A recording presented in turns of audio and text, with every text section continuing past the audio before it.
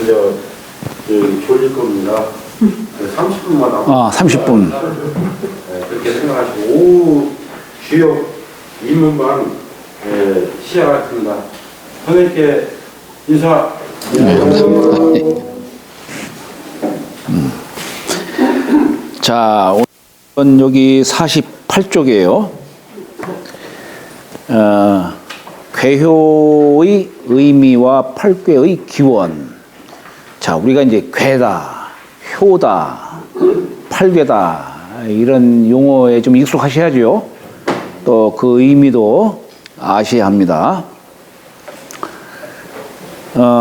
여기에 보면은 맨 처음에 우리 결국에는 괴를 알고 효를 알고 팔괘를 알려고 하는 것은 흔히 말하는 도가 뭐냐 이걸 알아는 거 아니겠어요. 예.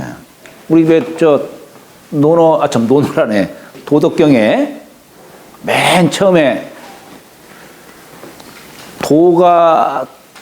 도라는 말이 있죠. 예. 도가도나 비상도요. 예? 그죠? 명가명이나 비상명이라. 그렇게 얘기하잖아요. 도는 도라 할 수 있지만, 그러나 실상으로서의 상도는 아니다, 이 얘기예요. 그 얘기는 뭐냐? 언어 문자로 표현할 수 없다, 이 얘기예요. 그러니까, 뭐가 실체가 있어야 우리가 유물, 유명,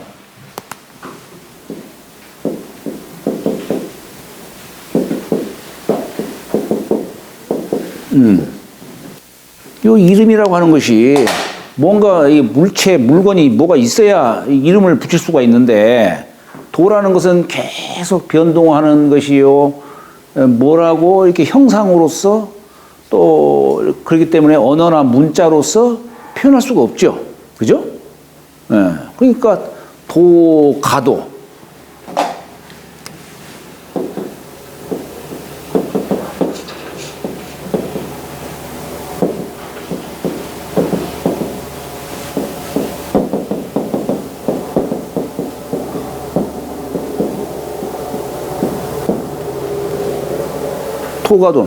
도는 도 실체를 말하는 거죠. 도라 할 수 있으나 말은 할 수 있다는 얘기예요. 그러나 상도는 아니다. 이게. 이름도 마찬가지죠. 이름도 그것도 실체를 두고 말하는 거예요. 이름 부를 수 있지만 참된 이름은 아니다, 이런 얘기예요. 참된 이름은 아니다. 비상명이라. 그런 의미죠. 그러니까 결국 언어도단지처, 그야말로 우리가 말하는 언어도단, 언어가 도단, 맥히고 끊어지는 그곳에 도가 있다, 이런 얘기예요.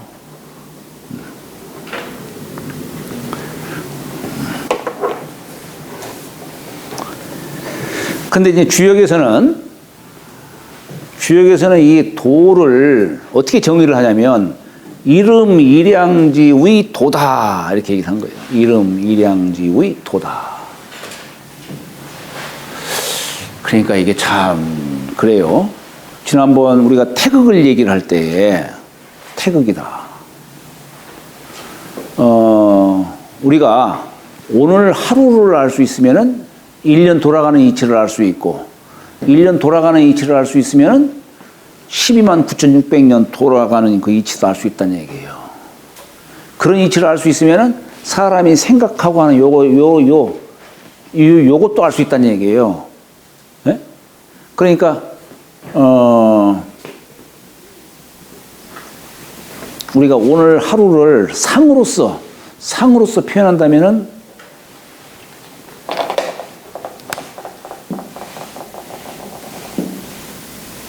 이렇게 표현할 수 있잖아요. 그죠? 오늘 하루를 상으로 표현한다면. 그런데 결국 여기서 말하는 이릉일양지의 도다라고 하는 거. 결국 도라고 하는 것을 상으로 그리자면 이와 같은 뜻이라고 볼 수 있어요. 근데 우리가 보통 말하는 이 도라고 하는 개념이 어떤 근원적인 그런 의미를 담고 있어요. 뭔가 오늘 하루가 이런 원리로서 이런 상으로 보이고 이런 원리를 담고는 있지만 뭔가 이렇게 돌아가는 그 이체 이런 상으로 드러나고 어떤 원리로서 이렇게 돌고 돌아가는 그 어떤 근본적인 뭔가 어떤 법칙 아니면 마치 누가 조종하는 듯한 주재하는 듯한 에? 보이지 않는 힘 요것을 우리가 보통 도라는 개념으로 이렇게 잡고 있는 거예요. 예. 그것이 전체적인 면에서도 얘기를 할 수 있지만 그 하나하나의 모든 구체적인 어떤 사물에 내재되어 있는 그곳에서도 우리가 이제 도의 어떤 그런 원리를 엿볼 수가 있는 것이죠. 예. 우리가 오늘 하루를 갖다가 일양이라는 것으로 이렇게 얘기할 수도 있지만 1년 44계절도 결국에는 보면은 이와 같은 원리 속에서 결국 이루어지는 겁니다. 그래서 일양지의 도다. 이게 개사전에 나오는 얘기인데 그러나 하여튼 큰 틀에서 보면 결국에는 이게 음양을 벗어나지 않는다. 천지의 도는 음양을 벗어나지 않는다. 역서에서 말하기를 역은 음양지 도요라고 한 거예요. 역은 음양지 도요. 그러면 괴는 음양지 물이요. 이건 물건으로 말했어요. 그러면 효는 뭐냐 이거야. 역은 음양지 도인데, 역은 음양지 도인데, 도라 하는데, 괴는 이건 어떤 물로 말하는 거예요. 물. 음양지 물이다. 이 얘기. 그럼 효는 변동의 뜻이에요. 음양이 동하는 것이다.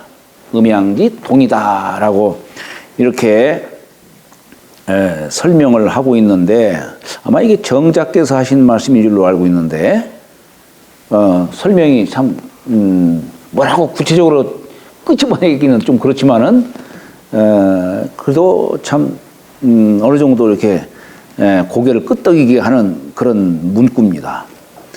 자, 음양의 도로 천지 자연의 이치를 통하고 인사의 도리를 알려는 바 음양의 형상과 음양이 변동하는 원리를 담고 있는 것이 괴와 효다. 역은 결국 음양의 도를 표현한 것으로 볼 수 있는데 그 음양의 이치를 주역책은 괴상과 효상으로 뜻을 드러내고 있다. 그러니까 우리가 결국 주역을 공부하려면 괴상을 잘 알아야 돼요. 효상도 알아야 되고, 그걸 잘 알아야 됩니다.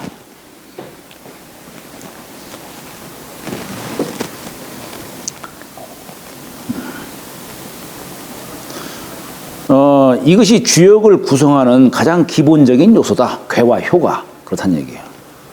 그런데 괴와 효는 문자 이전의 일종의 상징부호로 그 의미를 드러내기 때문에 괴효를 모르고 주역을 대한다면 이는 사상두각과 같다. 주역책에 64괴 384효가 있으니 괴는 68괴로 각각 다르지만 그러나 크게 보면은 결국 강이냐 유냐 이렇게 알 수 있는 거예요. 효 역시 서로 다르지만 결국 효의 이름을 구와 육으로 표현하고 있어요. 그래서 이 강요와 음양을 채로 삼고 우리가 보통 괴로서 말할 때는 강과 유라고 표현하는 것이고 효로서는 음양이라는 표현을 씁니다.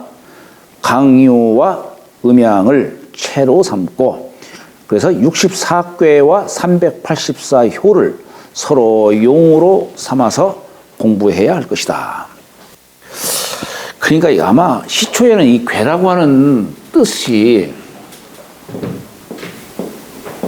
쌍토규자에다가 전복자를 붙인 거예요. 쌍토규자에. 그죠? 그러니까, 이 쌍토규자가 이게 뭘 의미하는 걸까?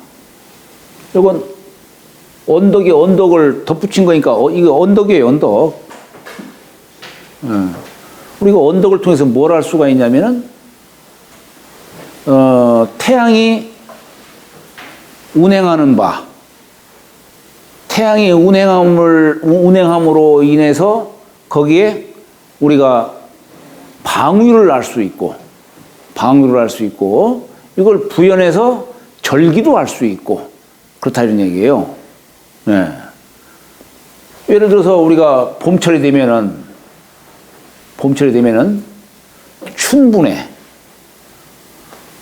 사실, 자, 이 동양에서는 한 해의 기점을 어디로 잡냐면 동지로 잡아요. 동지.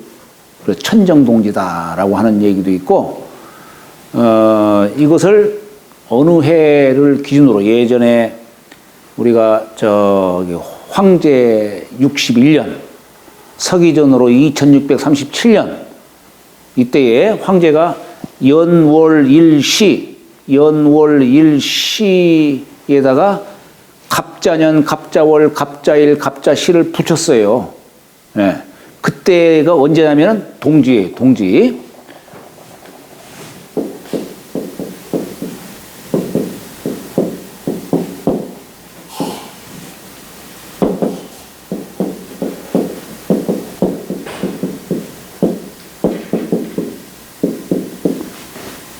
갑자야반 삭단동지. 예? 황제가 처음에 여기 날짜에다가 천간지지를 붙인 그때가 동지다 이게요. 동지고 이건 요즘으로 말하면 양력 중심이죠. 24절 기점으로 동지 삼은 것이고, 삭단은 음력이에요. 초하루 날. 네? 삭단이라는 것이. 이 초하루 삭자죠. 그러니까 이게 동지면서 초하루 날이야. 초하루 날이 아니라 이게 합삭. 첫 자신이니까. 동지면서 초하루 날. 거기에 자시예요. 갑자야반. 야반은 한밤중. 여기가 야반이잖아요. 자시. 이게 요 첫 자시를 갑자로 한 거예요. 갑자야반이다. 야반은 삼경을 말하는 거예요. 한밤중. 예. 음력으로는 합삭지간, 초하루, 첫 자시. 양력으로는 동지. 이때를 기점으로 삼아서 갑자년, 갑자월, 갑자일, 갑자시 이렇게 정하게 됐고, 그것이 지금까지 이렇게 전해지게 된 걸로 대개 그렇게 얘기를 합니다. 요거 이외에도 우리가 우주 만유의 시초로서 얘기할 때에는 또 주역 나가다 이 엉뚱한 데 빠져나가네. 우주 만유의 시초로 얘기할 때는 대개 오성이 연주하고, 수화목금토 오성이 연주하고, 1월이 합벽, 두, 여허, 위실, 벽, 요 벽수, 1월이 합벽 하는 그때를 우주 만유의 기원으로 삼아요.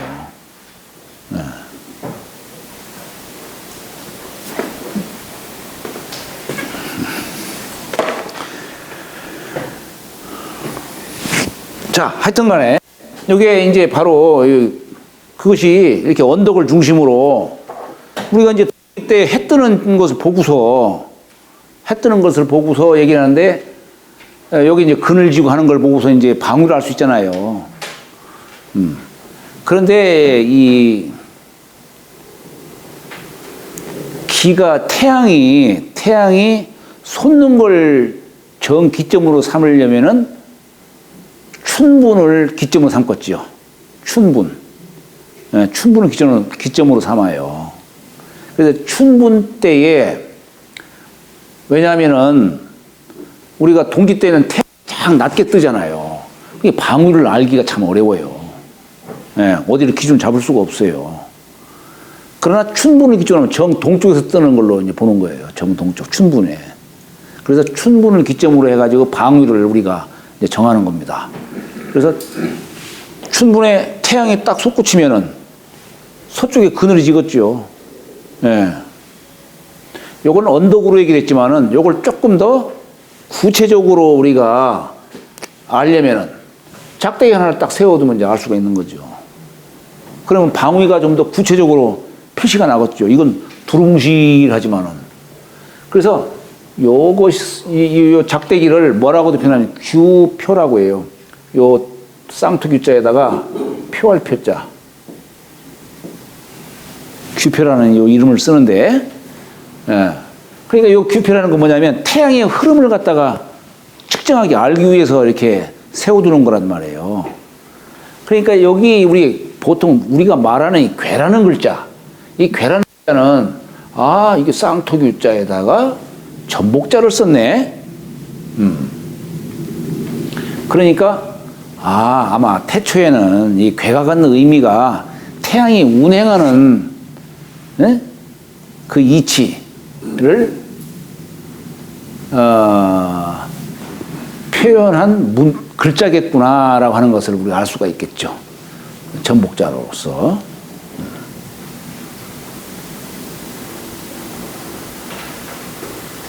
이제 이게 결국에는 우리가 태양의 태양의 흐름을 갖다가 우리가 이해한다는 얘기는 말하자면은 도라고 하는 이 뜻을 알기 위해서인 거예요. 결국에는. 자, 이제 괴가 갖는 뜻이 그렇다면은 이제 효는 뭐냐 이거예요. 효. 예. 효는 변화하는 상태. 자, 우리가 괴라고 하는 것은 그래도 어떤 물상을 갖고 중심으로 얘기해요. 물상을 갖고. 그래서 양효가 3개 있으면 이건 건이다. 양효가 다 끊어져 있으면 이건 곤이다. 이렇게 알 수가 있죠. 예. 어떤 상을로 이제 표현한 거예요. 근데 효는 변동하는 이치가 있는 거예요. 변동. 예. 그래서 이 변화하는 상태를 동정으로 표현하는데, 동정의 원리를 주역에서는 음양이라는 용어를 쓰고, 그리고 상징적으로 양과 음이라고 하는 그런 부호로 표현한다. 쭉 하나를 그은 것을 양효라 하고, 비워져 있는 그것을 그 모양을 음효라 부르는데, 대개 양효는 유형의 상이 되고 음효는 무형의 상이 된다. 여기에 쭉 내용을 갖다가 썼는데, 자, 우리가 이게 효라는 걸 너무 이걸로 자꾸 시간 끌기는 좀 그렇고,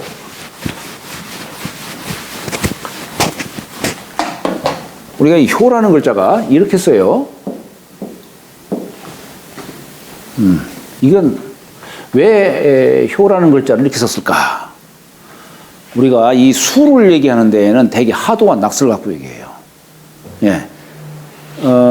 계사전에 가면은 하도에 설명한 곳이 있어요.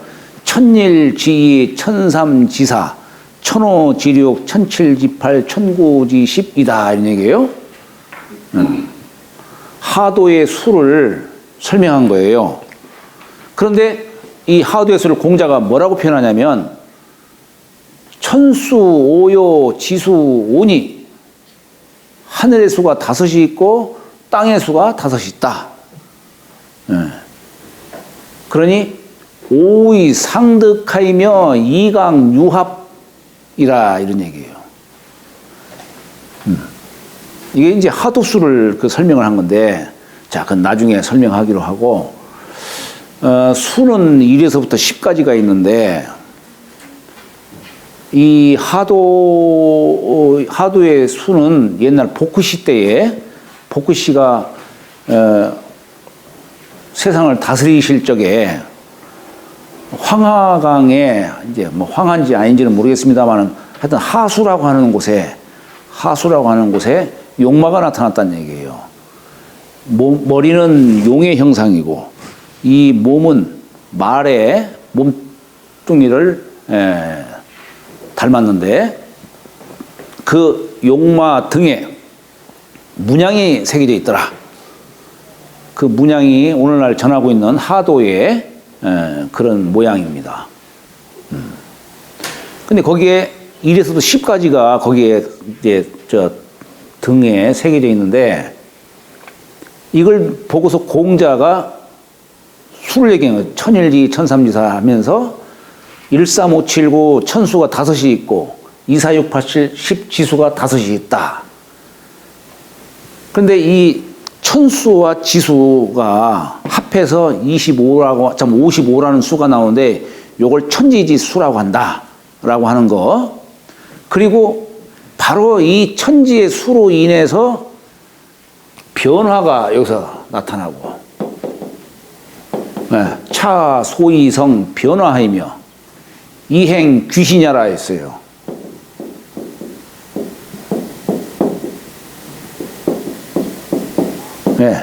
여기서 변화의 이치가 나타나고 이 변화하는 바에 따라서 귀신이 행한다라고 공자가 말씀을 하신 거예요.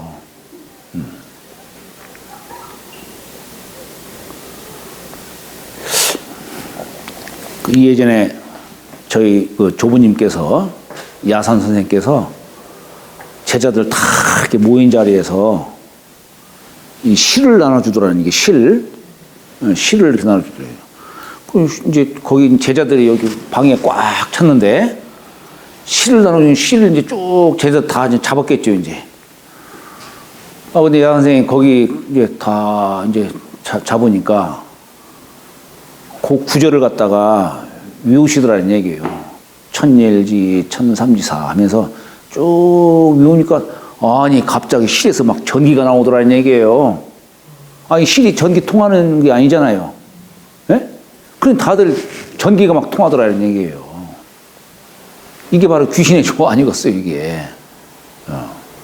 깜짝 놀랐대요. 이제 저는 없었으니까 이제 알 수가 없지. 저는 60년생이고. 2년 뒤에 태어나셨어요. 예? 그렇지. 야 선생은 58년도에 돌아왔으니까. 제자가 108분이셨어요. 예? 108분? 통강한 제자, 주역에 통강한 제자. 아니, 대둔산에서는 108명, 은산에서는 64명. 수요를 맞춰가지고 이렇게 제자 양성하셨어요. 홍역학 회원으로 가입한 사람은 12,000명. 나는 그냥 12,000명이라 하길래 그냥 하신 말씀인가 했더니 직접 그걸 쓴 분이 무슨 소리야 내가 직접 썼는데 그 말씀 하시는 거예요.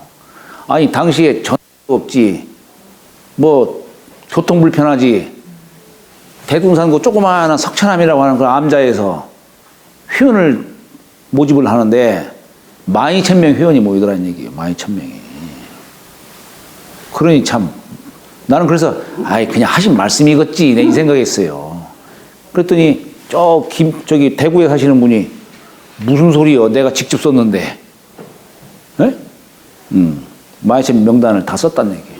민홍지에다가 썼대요. 그래가지고 거기 마천대 대둔산 마천대에서 천재 지내면서 땅에 묻었다고 하는 그런 얘기를 내가 들었어요.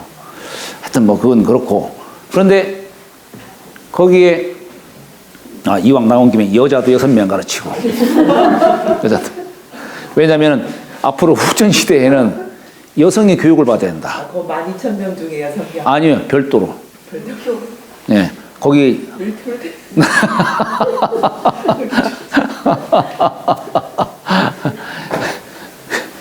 여성이 한등 높게 가르쳐야 한다라고 이렇게 하면서 여학생 시집안 간 여학생 6명을 갖다 가르쳤어요.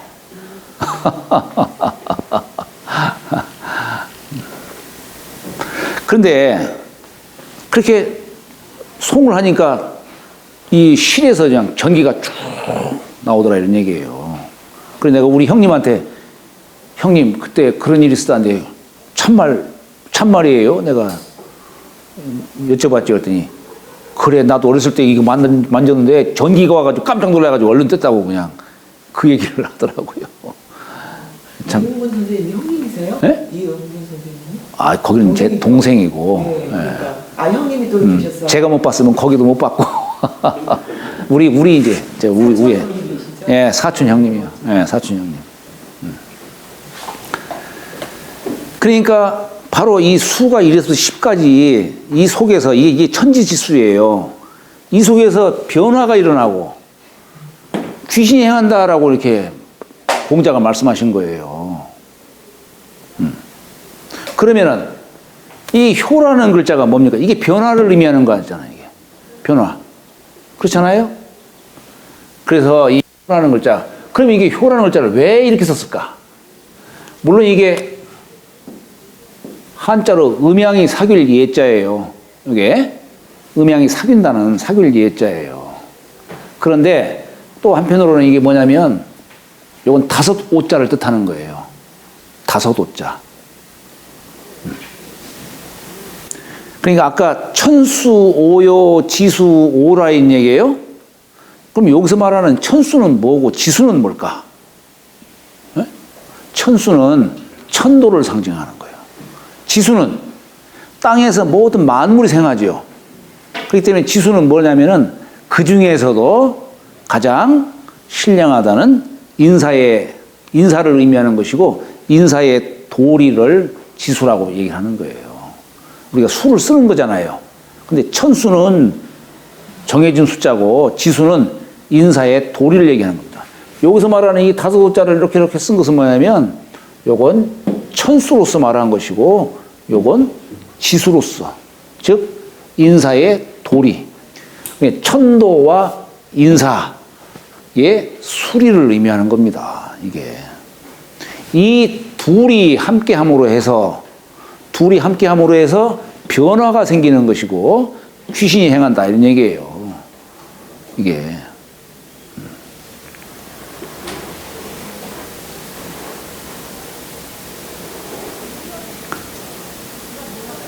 이 변화의 도에 잘 부합하면은 이걸 뭐라고 하느냐 귀하다 하는 것이고 변화의 도에 잘 부합하지를 못하면 이걸 흉이다 얘기를 하는 거예요.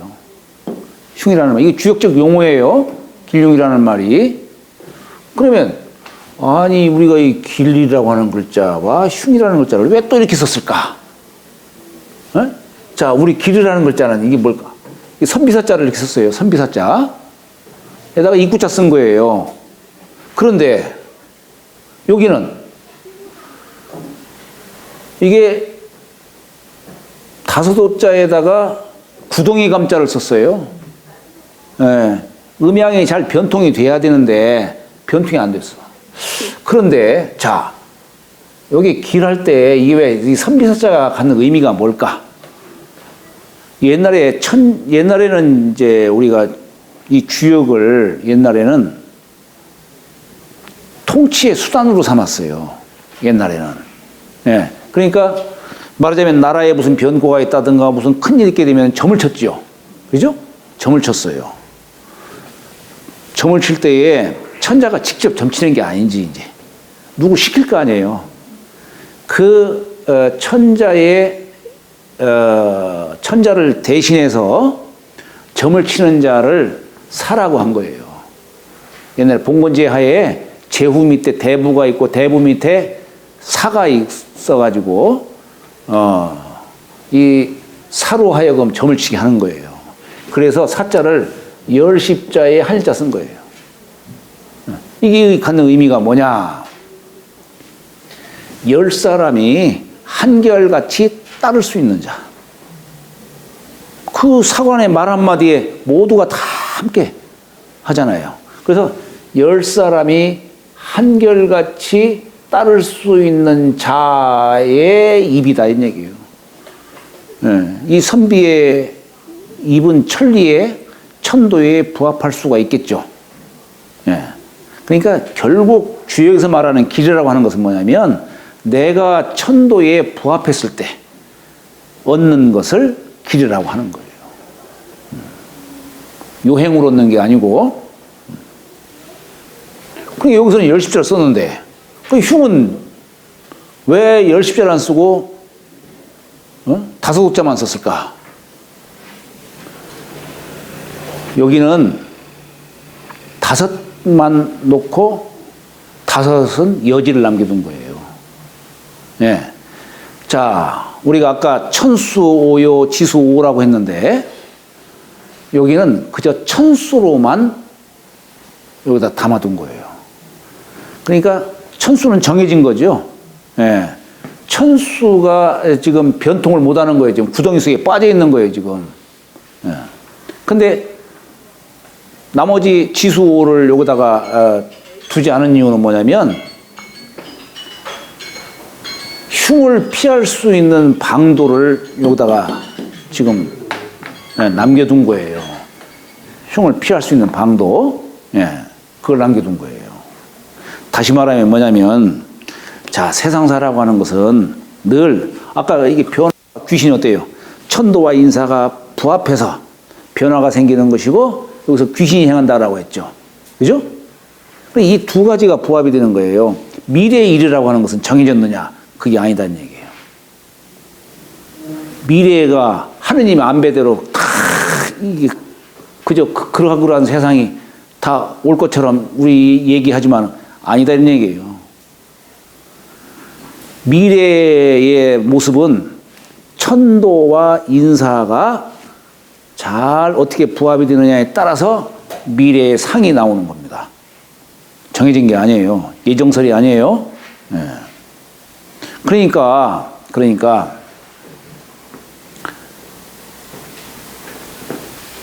그 시대에 좋은 사람들이 있으면 그러면 그 시대는 아름다운 사회가 이렇게 이루어지지만은 그 시대에 사람이 없으면 암흑기가 되는 거예요.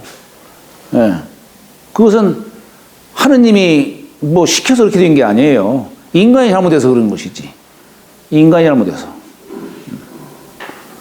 꼭 시대만 얘기하는 게 아니에요. 사람도 마찬가지예요. 사람도. 그 사람의 운명이라고 하는 것은 정해져 있는 게 아니에요. 물론 선천의 운이 있겠지. 내 과거의 업력에 의해서 오늘의 내가 이 자리에 주어졌겠죠. 그죠? 그럼 미래는 정해졌을까? 아니다 이거예요. 나의 노력에 의해서 미래가 달라질 수가 있는 겁니다. 그래서 옛 경서에서도 그런 말 하는 거예요. 유명은 불우상이다.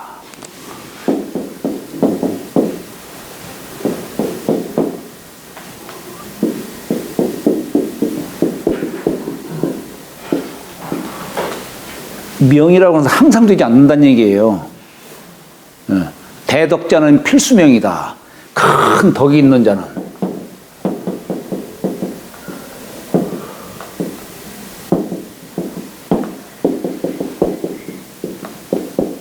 아유, 빨리 쓰려니까.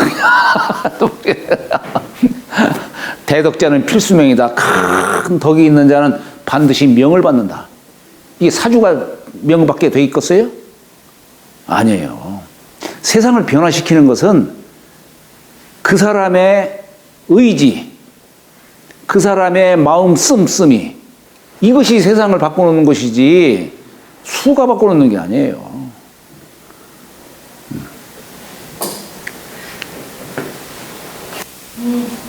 예? 아이고 참 그렇지 잠시 쉬었다가 잠시 쉬었다가 예.